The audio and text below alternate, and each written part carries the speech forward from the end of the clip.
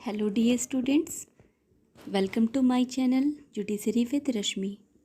आज हम भारतीय दंड संहिता का अध्याय 2 चैप्टर 2 पढ़ेंगे। भारतीय दंड संहिता 1860 का अध्याय 2 साधारण स्पष्टीकरण की बात करता है, जो सेक्शन 6 से सेक्शन 52A तक डिफाइन किया गया है। आपकी सीआरपीसी नहीं, बहुत ही इम्पोर्टेंट चैप्टर है, क्योंकि इस चैप्टर को इस संहिता की यानी आईपीसी की कुंजी कहा जाता है। तो आप इस एक लाइन से इस अध्याय का महत्व समझ पा रहे होंगे कि चैप्टर 2 को, अध्याय 2 को आईपीसी का क्रोड या कुंजी कहा जाता है। और इस अध्याय में कुछ शब्दों की व्याख्या की गई है। आप सेक्शन 8 देखते हैं लिंग, सेक्शन 9 में वचन, सेक्शन 10 में पुरुष स्त्री, सेक्शन 11 व्यक्ति, सेक्शन 12 लोक पब्लिक, सेक्शन 17 सरकार, सेक्शन 18 भारत, सेक्शन 19 न्यायाधीश। इस प्रकार से महत्वपूर्ण शब्दों की व्याख्या इस अध्याय में की गई है। इस अध्याय को आईपीसी की कुंजी कहा जाता है। तो इस लाइन से आप इस अध्याय के महत्व का अंदाज़ा लगा सकते हैं कि चैप्टर 2 कितना इम्पोर्टेंट है, कि इस चैप्टर को आईपीसी की कुंजी कहा जाता है। हम धारा 6 देखते हैं।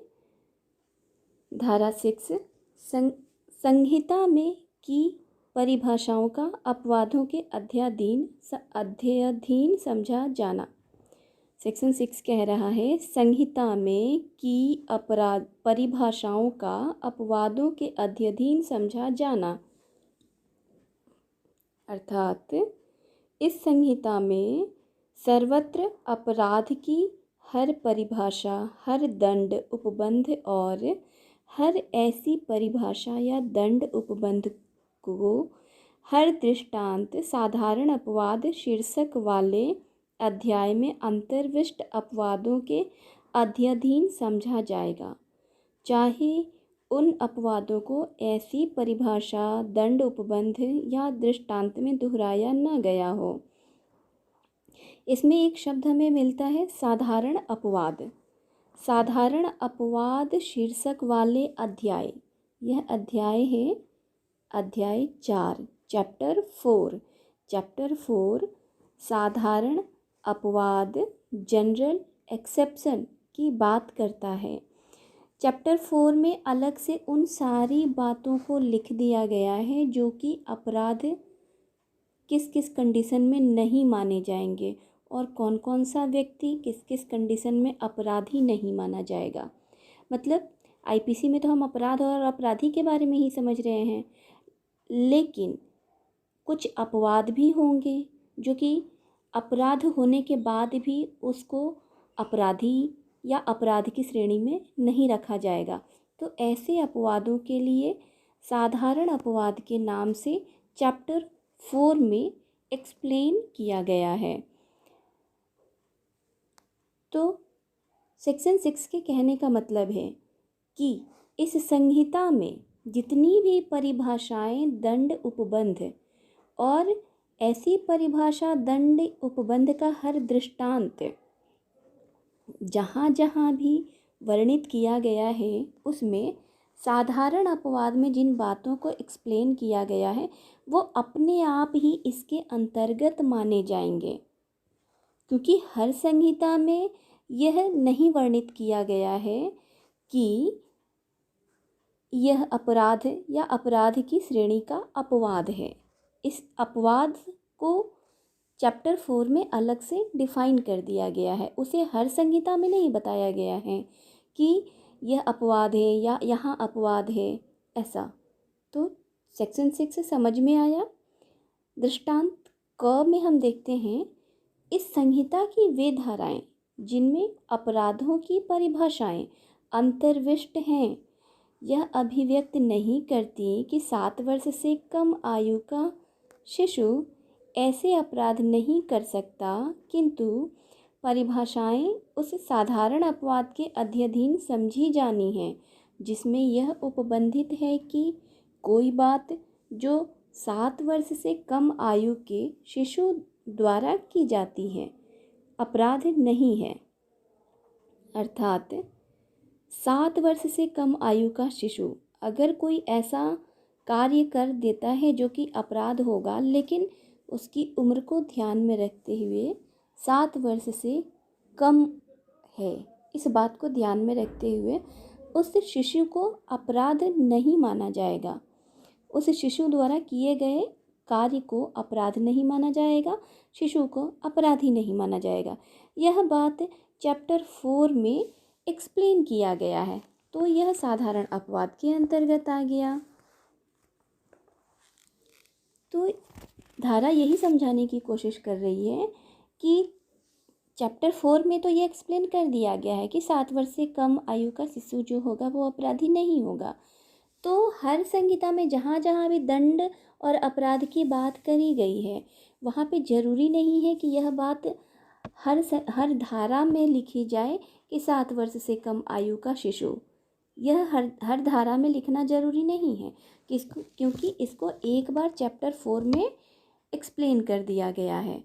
तो चैप्टर 4 में जितने भी अपवादों को एक्सप्लेन किया गया है वो हम संहिता की हर धारा के साथ उसको अपवाद मानते हुए समझते हुए आगे चलेंगे।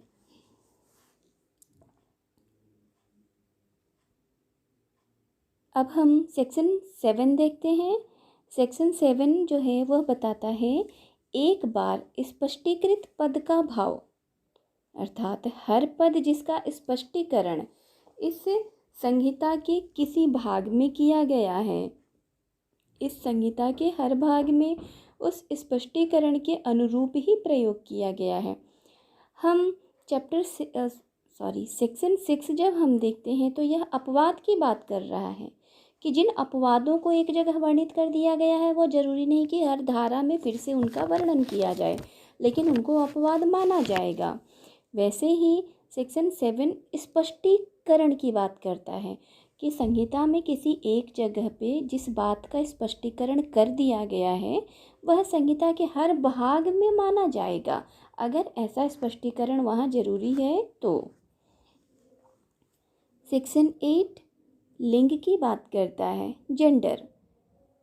पुल्लिंगवाचक शब्द जब आप इंग्लिश में देखेंगे तो ही लिखा है, ही वर्ड से मतलब है नर या नारी दोनों। सेक्शन 9 वचन की बात करता है, जब तक कि संदर्भ से तत्व प्रतिकूल प्रतीत न हो एक वचन द्योतक शब्दों के अंतर्गत बहुवचन आता है और बहुवचन द्योतक शब्दों के अंतर्गत एक वचन आता है। यानी एक वचन और बहुवचन, इस वचन के बारे में सेक्शन 9 बताता है, जेंडर के बारे में सेक्शन 8 बताता है। सेक्शन 10 देखते हैं, यह पुरुष और स्त्री को डिफाइन करता है। पुरुष शब्द किसी भी आयु के मानव नर और स्त्री शब्द किसी भी आयु के मानव नारी का द्योतक है, चाहे वह 1 ईयर का हो या फिर 100 ईयर्स के हो। धारा 11 सेक्शन 11 देखते हैं, यह व्यक्ति को डिफाइन कर रहा है। कोई भी कंपनी या संगम या व्यक्ति निकाय, चाहे वह निगमित हो यानी रजिस्टर्ड हो या नहीं, वह व्यक्ति शब्द के अंतर्गत आता है। धारा 11 में व्यक्ति को परिभाषित किया गया है, जिसके तहत 2 प्रकार के व्यक्ति सामने निकल के आते हैं, एक प्राकृतिक और एक कृत्रिम। इन बातों को आप नोट करते चलेंगे और जैसे पेयर एक्ट में मैंने ये अंडरलाइन और कलर किया हुआ है, आप ये भी करते चलेंगे साथ में। तो जब भी आप दोबारा पेयर एक्ट पलटेंगे ना तो ये चीज़ें आपके दिमाग में बार बार जाएंगी, आँखों को बार बार देखेंगी तो ये याद हो जाएगा, क्योंकि प्रीलिम्स बेस्ड एग्जामिनेशन जो भी होते हैं तो वहाँ पे ऐसे ही ऑब्जेक्टिव टाइप ऑफ क्वेश्चन पूछे जाते हैं। सीधा पूछ देगा पुरुष और स्त्री किस सेक्शन में डिफाइन किया गया है, तो इसके लिए आपको इस तरीके से याद करते हुए चलना पड़ेगा। धारा 12, लोक का लोक यानी पब्लिक, व्यक्तियों के वर्ग या समूह को लोक कहा जाता है, यह धारा 12 बताती है। धारा 13 में क्वीन वर्ड को परिभाषित किया गया था, क्योंकि आईपीसी 1860 है ना, 1862 में लागू हो गया था, तो उस टाइम पे क्वीन की परिभाषा जरूरी थी। लेकिन 1950 के विधि अनुकूलन आदेश द्वारा धारा 13 के क्वीन शब्द को निरसित कर दिया गया है। धारा 14, यह सरकार का सेवक इस शब्द को डिफाइन करता है। सरकार का सेवक यानी सर्वेंट ऑफ गवर्नमेंट। सरकार का सेवक शब्द सरकार के प्राधिकार के द्वारा या अधीन भारत के भीतर उस रूप में बने रहने दिए गए, नियुक्त किए गए या नियोजित किए गए किसी भी ऑफिसर या सेवक के द्योतक हैं। धारा 14 सरकार का सेवक शब्द परिभाषित करता है, ये आपको समझ में आ गया। धारा 15 ब्रिटिश इंडिया की परिभाषा दी गई थी, जिसे विधि अनुकूलन आदेश 1937 द्वारा निरसित कर दिया गया है। धारा 16 गवर्नमेंट ऑफ इंडिया की परिभाषा लिखी गई थी, जिसे भारतीय विधि अनुकूलन आदेश 1937 द्वारा निरसित कर दिया गया है। इसको आप अलग कलर से हाईलाइट कर लीजिए। गवर्नमेंट ऑफ इंडिया को कब निरसित किया गया? 1937 के भारतीय विधि अनुकूलन द्वारा। और गवर्नमेंट ऑफ इंडिया क्या आईपीसी में मिलता है? तो नहीं, यह निरसित है। इसको आप दिमाग में बिठाते हुए चलिए। सेक्शन 17 यह सरकार की बात करता है। सेक्शन 17 सरकार यानी गवर्नमेंट की परिभाषा बताता है। सरकार शब्द केंद्रीय सरकार या किसी राज्य सरकार का द्योतक है। सेक्शन 18 यह भारत इंडिया को डिफाइन करता है। सीआरपीसी में अगर हम पढ़ेंगे तो सीआरपीसी का सेक्शन 2F, इसमें भी भारत की परिभाषा दी गई है। इंडिया अर्थात भारत की परिभाषा। आपके पास अगर पुराना बेयर एक्ट होगा जो 31 अक्टूबर 2019 के पहले का, अगर अपडेट नहीं है उसके बाद से, तो उसमें लिखा होगा भारत से जम्मू कश्मीर राज्य के सिवाय भारत का राज्य क्षेत्र अभिप्रेत है। यह पुराने बेयर एक्ट में मिलेगा, लेकिन अनुच्छेद 370 जब जम्मू कश्मीर राज्य से हटा दिया गया तो 31 अक्टूबर 2019 से अब भारत से अभिप्राय क्या है? जम्मू कश्मीर राज्य का क्षेत्र भी, यानी जम्मू कश्मीर राज्य क्षेत्र भी अब भारत शब्द के अंतर्गत ही माना जाएगा। सेक्शन 19 यह न्यायाधीश की बात करता है। न्यायाधीश जज, कौन जज होंगे, यह हमें धारा 19 बताती है।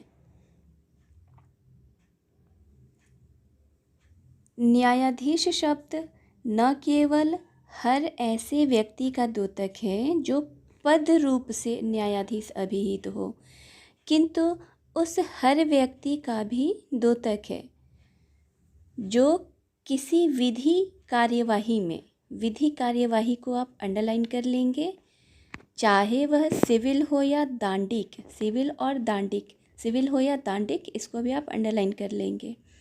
अंतिम निर्णय या ऐसा निर्णय जो उसके विरुद्ध अपील न होने पर अंतिम हो जाए, या ऐसा निर्णय जो किसी अन्य प्राधिकारी द्वारा पुष्ट किए जाने पर अंतिम हो जाए, देने के लिए विधि द्वारा सशक्त किया गया हो। अर्थात किसी विधि कार्यवाही में किसी ऐसे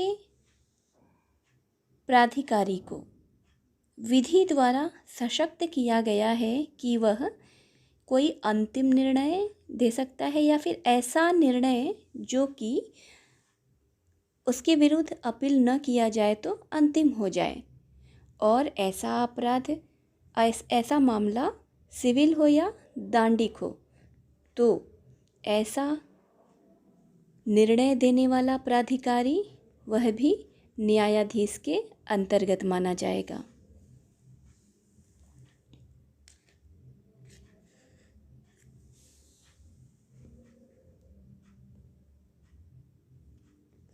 एक बार चैप्टर 9 सेक्शन 19 देखेंगे। न्यायाधीश के पद पर जो व्यक्ति चुने जाते हैं, जैसे कि जुडिशरी का एग्ज़ाम होता है और जो व्यक्ति न्यायाधीश के पद पर चुने गए वो तो न्यायाधीश हैं ही, लेकिन इसके अलावा हर वह व्यक्ति भी न्यायाधीश होगा जो कि विधि द्वारा सशक्त किया गया है किसी सिविल या दांडिक मामले में अंतिम निर्णय लेने के लिए। और वह कार्यवाही कैसी हो? विधिक कार्यवाही हो। और वह मामला, उस मामले में जिसमें उसने निर्णय दिया वह निर्णय अंतिम हो, या फिर उसके विरुद्ध अगर अपील नहीं किया जाता है तो इस कंडीशन में अंतिम हो जाए। तो ऐसी अगर कोई स्थिति बनती है और वह व्यक्ति निकाय, जो व्यक्ति निकाय ऐसा निर्णय दे रहा है, देगा, वह विधि द्वारा सशक्त किया गया हो, तो ऐसा व्यक्ति निकाय भी न्यायाधीश के अंतर्गत माना जाएगा। इसका इलस्ट्रेशन जब हम देखते हैं तो इलस्ट्रेशन क से हमें पता चलता है कि कलेक्टर यह न्यायाधीश है। कलेक्टर को आप अंडरलाइन कर लेंगे, क्योंकि प्रीलिम्स बेस्ड एग्जामिनेशन जब होते हैं जहां ऑब्जेक्टिव क्वेश्चन पूछा जाता है तो यही पूछ दिया जाएगा कि कलेक्टर न्यायाधीश है कि नहीं, या निम्नलिखित में से कौन कौन से न्यायाधीश हैं, या निम्नलिखित में कौन कौन से न्यायाधीश नहीं हैं। तो आपको ये जो क्रूशियल वर्ड हैं ये पता होने चाहिए। किसी आरोप के संबंध में जिसके लिए उसे जुर्माना या कारावास का दंड देने की शक्ति प्राप्त है, चाहे उसकी अपील होती हो या न होती हो, अधिकारिता का प्रयोग करने वाला मजिस्ट्रेट न्यायाधीश है। एक तो कलेक्टर न्यायाधीश हो गए, दूसरा किसी आरोप के संबंध में यदि मजिस्ट्रेट को दंड देने की शक्ति, और कैसा दंड? जुर्माना या कारावास का दंड देने की शक्ति प्राप्त है, तो उस अधिकारिता का प्रयोग करने वाला जो मजिस्ट्रेट है वह न्यायाधीश है। और मद्रास संहिता के तहत पंचायत के सदस्य ये भी न्यायाधीश माने जाते हैं। यह पूछता है पंचायत का सदस्य न्यायाधीश है या नहीं, तो पंचायत का सदस्य न्यायाधीश है, लेकिन कैसे और कब ये ओरिजिनेट हुआ था? मद्रास संहिता से। मद्रास संहिता के सन 1816 के विनियम 7 के अधीन वादों का विचारण करने की और अवधारण करने की शक्ति रखने वाली पंचायत का सदस्य न्यायाधीश है। किसी आरोप के संबंध में जिनके लिए उसे केवल अन्य न्यायालय को विचारणार्थ सुपुर्द करने की शक्ति प्राप्त है, अधिकारिता का प्रयोग करने वाला मजिस्ट्रेट न्यायाधीश नहीं होगा। इलस्ट्रेशन ग, इलस्ट्रेशन घ, इलस्ट्रेशन ख, इलस्ट्रेशन क, यह हमें बता रहा है कौन न्यायाधीश है, कौन न्यायाधीश नहीं है। तो इलस्ट्रेशन क, ख, ग से हमें यह पता चल रहा है कि कौन न्यायाधीश है, कलेक्टर न्यायाधीश है। और किसी आरोप के संबंध में कोई मजिस्ट्रेट जो जुर्माना या कारावास दंड देने की शक्ति रखता है, ऐसी अधिकारिता का प्रयोग करने वाला वह मजिस्ट्रेट न्यायाधीश होगा। पंचायत का सदस्य मद्रास संहिता के तहत न्यायाधीश है, लेकिन इलस्ट्रेशन घ कहता है कि कौन न्यायाधीश नहीं है, तो इसको आप ध्यान में रखेंगे। सेक्शन 20 हमें बताता है न्यायालय। न्यायालय की परिभाषा सेक्शन 20 से हमें पता चलती है।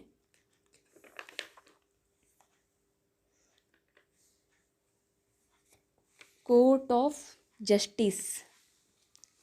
न्यायालय शब्द उस न्यायाधीश का जिसे अकेले ही को न्यायिकतः कार्य करने के लिए विधि द्वारा सशक्त किया गया हो, या उस न्यायाधीश निकाय का जिसे एक निकाय के रूप में न्यायिकतः कार्य करने के लिए विधि द्वारा सशक्त किया गया हो, जबकि ऐसा न्यायाधीश या न्यायाधीश निकाय न्यायिकतः कार्य कर रहा हो, द्योतक है।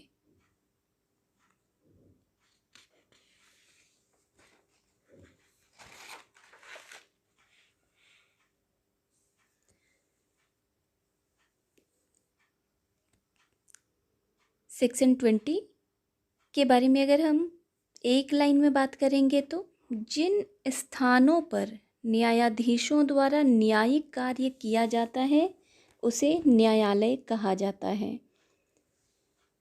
सेक्शन 21 अगर हम देखते हैं, एक चीज़ इस सेक्शन 20 में आप नोट कर लेंगे, मद्रास संहिता के तहत पंचायत न्यायालय है। सेक्शन 19 हमें बताता है पंचायत का सदस्य न्यायाधीश हैं जो कि वादों का विचारण करने की और अवधारण करने की शक्ति रखते हैं।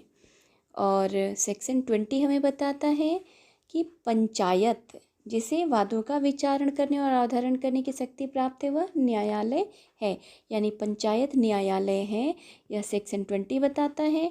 और पंचायत के सदस्य न्यायाधीश हैं, यह हमें सेक्शन 19 से सेक्शन 19 के इलस्ट्रेशन ग से पता चलता है।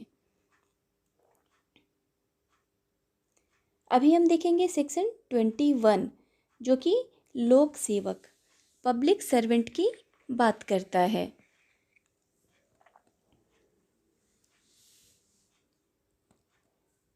धारा 21 में लोक सेवक शब्द को परिभाषित किया गया है। लोक सेवक में कुल 12 खंड हैं। हम जब ये सेक्शन 21 देख रहे हैं तो ये आपको पहला, दूसरा, तीसरा, चौथा इस तरीके से ये 12 खंड दिख रहे हैं।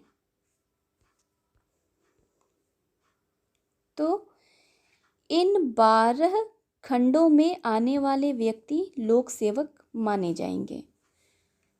पहला तो 1950 में विधि अनुकूलन आदेश द्वारा निरसित कर दिया गया है।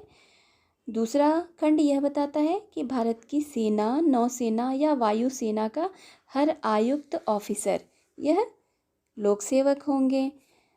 तीसरा खंड बताता है हर न्यायाधीश जिसके अंतर्गत ऐसा कोई भी व्यक्ति आता है जो किन्हीं न्याय निर्णायक कृत्यों का चाहे स्वयं या व्यक्तियों के किसी निकाय के सदस्य के रूप में निर्वहन करने के लिए विधि द्वारा सशक्त किया गया है। इस प्रकार 12 खंडों में हम देखते हैं, हमें पब्लिक सर्वेंट के बारे में इससे जानकारी मिलती है। खंड 12 का इलस्ट्रेशन ख बताता है। खंड 12 का खंड ख का इलस्ट्रेशन जब हम देखते हैं तो इससे हमें समझ में आता है नगर पालिका आयुक्त ये लोक सेवक हैं। अभी इस सारे खंड में से आपको एक एक पॉइंट्स मिल जाएंगे कि कौन लोक सेवक है, तो इसको आप बहुत अच्छे से नोट डाउन कर लेंगे और याद कर लेंगे। भारत की सेना, नौसेना, वायुसेना का हर आयुक्त ऑफिसर ये लोक सेवक हैं। न्यायालय का हर ऑफिसर जिसके अंतर्गत समापक, रिसीवर या कमिश्नर आते हैं ये लोक सेवक हैं। किसी न्यायालय या लोक सेवक की सहायता करने वाला हर जूरी सदस्य, असेसर या पंचायत का सदस्य ये लोक सेवक माने जाएंगे। हर मध्यस्थ या अन्य व्यक्ति जिसको किसी न्यायालय द्वारा या किसी अन्य सक्षम लोक प्राधिकारी द्वारा कोई मामला या विषय विनिश्चित या रिपोर्ट के लिए निर्देशित किया गया है। हर मध्यस्थ या अन्य व्यक्ति जिसको विनिश्चय या रिपोर्ट के लिए निर्देशित किया गया है तो वह लोक सेवक है। हर व्यक्ति जो किसी ऐसे पद को धारण करता है जिसके आधार से वह किसी व्यक्ति को परिरोध में करने या रखने के लिए सशक्त हो। जिस भी व्यक्ति को किसी व्यक्ति को परिरोध में रखने के लिए शक्ति प्राप्त है तो वो भी लोक सेवक होगा। सरकार का हर ऑफिसर जिसका ऐसा ऑफिसर के नाते यह कर्तव्य हो कि वह अपराधों का निवारण करे, अपराधों की इत्तिला दे और अपराधियों को न्याय के लिए उपस्थित करे, या लोक सेवक लोक के स्वास्थ्य, क्षेम या सुविधा की संरक्षा करे तो ऐसा व्यक्ति भी लोक सेवक के अंतर्गत माना जाएगा।